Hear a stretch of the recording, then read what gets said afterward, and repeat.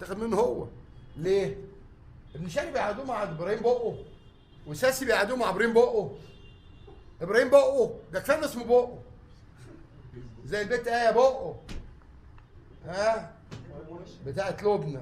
يا لبنى اتلميتي؟ انا قلت لك الواد زياد حكى لي كل حاجه. خليكي في الجحر بتاعك بقى خلاص. اشتمينا كلنا قلة الادب. ما تكلميش زياد تقولي له انت بتقول له. قال لي كل حاجه، زياد قال لي كل حاجه، بس عشان الاعراض مش هحكي. 5 سنين ما بتناميش في بيتكم طردينك. البيت الرقاصه ايه برضه اسمها ايه، دي اللي فكرني ايه بقه، اللي اسمها قمر رقاصه. جت كلام عن الزمالك. انت المتحدثه الرسميه باسم نادي الزمالك يا دي النيله. طيب احنا شفنا العقد ده خلاص بتاع الواد امام عاشور اللي هو ده. اي عقد في التاريخ لازم يبقى 4 نسخ. كام نسخه؟ 4. ويوثق خلال قد ايه؟ شهر. ادي العقد اهو، نسخه واحده بتاع نبيل. هات لي التوثيق. دي اخر صفحه، هات لي التوثيق. لو انت عندك نسخه فيها توثيق يا لبيب طلعها. لو انت عندك ال4 نسخ عشان ما تضحكش على الناس طلعهم. طلعهم. انا بتحداك انت والعيال كلها اللي معاك. هشام ناصر على حسين السيد، على الواد ابن المندوب، على الواد طارق، على الواد رامي، على الواد الثاني، العيال دي كلها، على الواد اسمه احمد خالد، على البت نيره الاصفر، على هشام ناصر. ما طلعوها. بتحداك قدام مصر كلها عشان ما تكلميش عن امام عاشور تاني. اصل كان في ايدي هتقعدي تتوب كتير. انت جاي مع مين؟ باباك هنا معاك ايه؟ انت 24 يا بنتي. ليه والله كويس، يجيبوا بنات كويسه اهو يا جماعه. بيت العاده اخر ورقه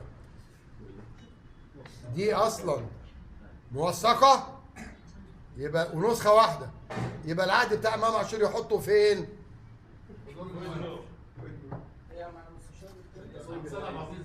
انت عايز نقول تاني؟ انت عاجبك احطه فين؟ دي هي اللي عاجباك. تاني اهو ادي العقد يا جماعه. 20/8/21 ايامه امام عاشور متولي اهو. العقد 10 مليون وعكس اللي قاله هو بيكذب. تمام. 4 مواسم خلاص. نيجي بقى العقد بتاع، ما احنا عندنا احنا عقد بقى اللي متوثق اهو. 26/8/2019. نعمل كده. متوثق ولا مش متوثق؟ نعم اهو موثق. بطل كذب يا لبيب، انت العيال اللي معاك. واي حد من اللجان هيقول لي امام عاشور سمعه يا ابني. امام عاشور سمعه يا باشا. اسمع.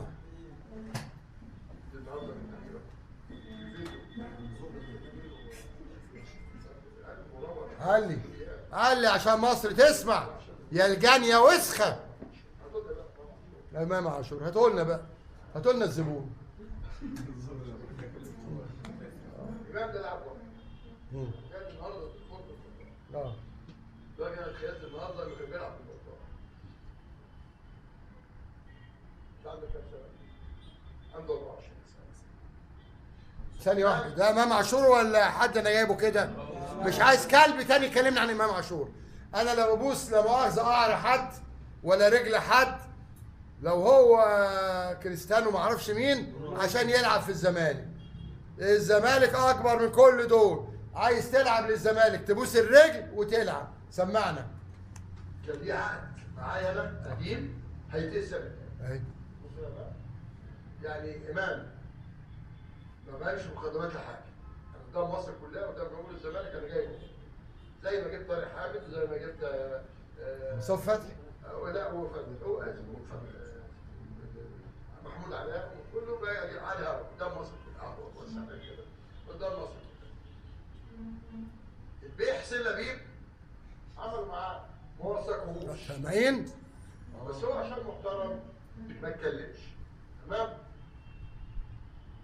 انا بقالي اسبوع عندي العرض بتاع الدنمارك، بقاله اسبوع. امير حاول معاه، اسماعيل حاول معاه، وكابتن اسامه طبعا. وهو انا عايز يقعد، بقول له ده مصر ولا يقعد، ونعمل له عقد محترم سامعين؟ زي ما عملنا. ثانية واحدة، يا الجنة يا كلاب، امام عاشور قدامكم. شغل يا ابني. بقول لك اهو قدامك وقدام مصر كلها، هو لاعب متميز. ممكن الفترة اللي فاتت يمكن شوية عشان برضه العرض اللي جاي تحترف في أوروبا، تمام؟ أنا بقول لإمام قدام العالم كله إحنا متمسكين بيك وهنعمل لك عقد جديد، لأن إمام يناير القادم فري. شفتوا؟ أي حد مجاني يروح هو كده، تمام؟ فهو ليه وجهة نظر إن هو جاي للنادي اللي هو منتمي ليه، وهو يتكلم وبيستسمح، وأنا رافض. أنا قلت ولا إيه؟ رافض يا الجني يا وسخة. قلت الامير وكابتن اسماعيل كابتن اسامه بلغوه انا رافض. انما مفيش لاعب هيلعب غصب عنه. اتفضلوا. تاني، مفيش لاعب هيلعب غصب عنه. وياما ناس مشيت وناس جت. انا رايي واقول لك قدام اهو، انا رافض واعمل له عقد محترم زي ما عملنا مع زيزو بالمد، لان هو ما يقلش عن زيزو. اتفضل يا فندم. انت طبعا مرحب بيك عشان نادي الزمالك، واكيد كل جماهير الزمالك حزينه انك هتطلع. مص شفايفك يلا، مص شفايفك، ما انت متعود على مص كل التوفيق الشفايف. في اي مص. مكان هتبقى موجود فيه. علي.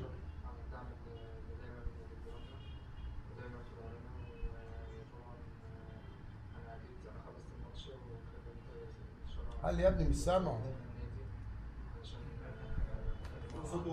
معلش يا اسلام. طبعا لازم ما اضربش في طريق اي لاعب، دايما في ظهرنا على طول. وانا جيت النهارده بعد الماتش على طول لما خلص، عشان طبعا اكلم سياده المستشار واستاذنه في العرض. طيب امام، ممكن الاقتراح اللي انا قلته دلوقتي ولقب قول عند زيزو ومضينا، تقعد ونعمل عقد جديد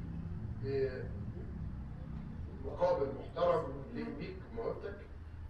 انا كده يا ريس مش عايز، يعني مش عايز امشي، لان نادي الزمالك اللي انا اتربيت فيه وانا من صغري، يعني من صغره على طول شغال. ثانية واحدة. فرصة ما تجيش إلا مرة واحدة، وأنا زي ما قلت لحضرتك أنا تحت أمر النادي في أي حاجة النادي يعوزني فيها أنا هكون موجود في النادي. في عيال بيقولوا ايه بقى؟ أصل اسمع. ده نادي تبع ملك ياسين منصور. طلعوا ياسين منصور من القصة كلها، لأن ياسين منصور اللي بينه وبين محمود الخطيب أسوأ من اللي بينه وبين محمود الخطيب، عشان يجيب من الآخر. تمام؟ هل في فرصة إنك تقعد ونعمل لك عقد؟ أنا زي ما قلت لحضرتك أنا ما عنديش مشكلة في إن أنا أكون تحت أمر الزمالك في أي وضع، بس أنا دي فرصة، والفرصة زي ما قلت لحضرتك بتيجي مرة واحدة، وأنا بستأذن حضرتك إن أنا عايز أحترف وربنا يكرمني إن شاء الله، تبقى خطوة كويسة ليا. وطبعا نادي الزمالك في الأول والآخر ده بيتي. بص يا جماعة، جمهور الزمالك انتوا شفتوا اهو قدامكم ومصمم بقالي اسبوع عمال ارفض. تمام؟ هو طبعا جه النهارده لان فاضل 24 ساعه تقريبا ويتقفل باب القيد. طيب انا هسال كابتن اسامه، هل انت السلام عليكم ورحمة الله وبركاته، أهلا وسهلا بحضراتكم في كل مكان. طبعا فيديو النهاردة فيديو مهم جدا، وهنتكلم فيه عن مباراة بيراميدز والزمالك، أو مباراة الزمالك وبيراميدز. لو أول مرة بتشوفوني يا ريت تشترك في القناة وتفعل زر الجرس عشان يوصل لكم كل جديد، واضغط لايك للفيديو. وطبعا قبل ما نبدأ ما ننساش نصلي على النبي، اللهم صل وسلم وبارك على سيدنا محمد. طبعا ماتش الزمالك وبيراميدز النهائي الكبير، هنعرف كل حاجة عن الجبروت في ركلات الترجيح، اللحظات الحاسمة، وكل ما هو حدث في المباراة. طبعا الزمالك مدافع عن اللقب، تأهل للنهائي للمرة ال40. الزمالك مدافع عن اللقب تأهل للنهائي للمرة ال40. بيراميدز. الدخول الأول في النهائي والمنافسة بتبقى شديدة. الملعب والطقس، تصريحات المدربين، التكتيك المتوقع، ركز على واحد أو اتنين من اللاعبين المنتظرين، الشناوي وأحمد سيد زيزو. ممكن تشير لمباراة بيراميدز الأفريقية اللي فازوا فيها، بتدي السياق أعمق. طبعا زيزو، يعني نتكلم عن أحمد سيد زيزو، كان ممكن يسجل في الدقيقة 20 من بداية المباراة. في الدقيقة 20 كان ممكن يسجل لو الكرة راحت 1 سنتيمتر. الزمالك كان بيضغط جامد طبعا. منسي جلب الموازين في الدقيقة 60، وده اللي عطى الأمل للزمالك إنه يسيطر شوية. بس بيراميدز لعب بشراسة برضه. يعني الفريقين بصراحة قدم أداء رائع جدا ضد بعض، الزمالك وبيراميدز. طبعا المباراة كانت في النهائي، نهائي كاس مصر. يعني الماتش ده دخل في وقت إضافي لازم يتحكم فيه سواء الزمالك أو بيراميدز وياخد اللقب، بس للأسف مفيش أهداف ودخلنا ضربات ترجيح. فركلات الترجيح، يعني شوفوا التوتر في وش محمد الشناوي كان ازاي وهو واقف عند القائم، كان الماتش كله عليه. ختمها بتسجيل الضربة الثمانية للزمالك وكأنها لحظة الانتصار. طبعا الزمالك فاز في المباراة دي بركلات الترجيح. مشاعر ما تتوصفش. فرحة الزمالك رجعت بعد سنة، وناس بيراميدز تتحسر على فرصة ضاعت. جماهير بيراميدز. دي كانت تفاصيل الماتش الكبير. المباراة طبعا لعبوا الشوطين بدون أهداف، لعبوا كمان شوطين إضافيين برضو بدون أهداف. لعبوا طبعا ركلات ترجيح، وفاز نادي الزمالك على بيراميدز في نهائي كأس مصر. تمام. طيب خلينا كمان هنشوف طبعا عن، يعني هنتكلم شوية بقى عن الزمالك دخل الماتش يعني عمل ازاي وكده. وطبعا الاتنين كانوا داخلين منافسين لبعض. ده طبعا عايز يفوز بيراميدز، والزمالك برضو عايز يفوز. الزمالك دخل الماتش مش بنفس الهجومية المعتادة، لكنه كان مركز دفاعيا جدا. خط الوسط كان بيلعب دور كبير في كسر هجمات بيراميدز، وده باين جدا من تحركات نبيل عماد، دونجا، وروجا. زيزو حاول أكتر من مرة يخترق الجبهة اليسرى، لكن كان فيه تضييق خانق من دفاع بيراميدز. الزمالك كان بيقفلها صح، مفيش مغامرة، كله محسوب بالسنتيمتر.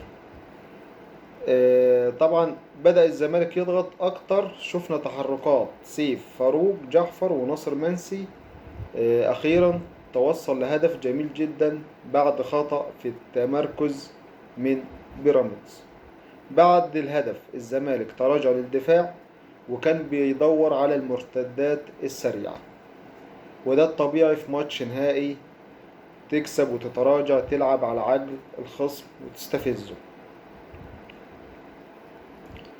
يعني الأداء الدفاعي، تحية كبيرة جدا طبعا لعبد الغني والوردي. الاتنين كانوا في قمة تركيزهم. حتى بعد التعادل الزمالك قدر يحافظ على رباطة جاشا ومعرفش ايه ومتريتش وماتو تدرش. الشناوي في ركلات الترجيح جبار. هنا ظهر البطل الحقيقي محمد صبحي، مش بس صد ركلتين، ده كمان كان بيجرى تحركات اللعيبة زي كأنه حافظهم. الزمالك سدد 8 ركلات وسجلهم كله. مبروك مبروك وألف مبروك للزمالك طبعا، وهو يستحق هذا الإنجاز وهذا الفوز بعد طبعا مباراة قوية جدا أمام بيراميدز، وقدروا يفوزوا في ركلات الترجيح. الزمالك لعب بعقل، مش بقوة هجومية بس، حافظ على التوازن الدفاعي واستغل الفرص كويس جدا. شخصية البطل كانت واضحة من أول دقيقة، الرجولة كانت حاضرة جوه الملعب. ده كان فيديو النهاردة، إن شاء الله بيعجبكم. ما تنسوناش باللايك، الاشتراك في القناة، والسلام عليكم ورحمة الله وبركاته.